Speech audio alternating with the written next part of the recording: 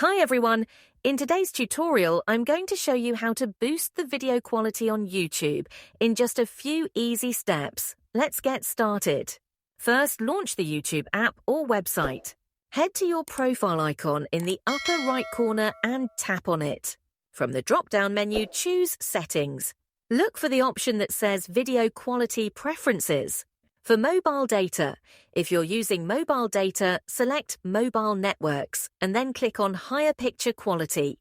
This ensures you get the best video quality even while using your data plan. For Wi-Fi, if you're connected to Wi-Fi, go back and tap on Wi-Fi. Choose Higher Picture Quality to enhance your viewing experience while streaming on Wi-Fi. And that's it! Now you can enjoy your YouTube videos in the best quality possible.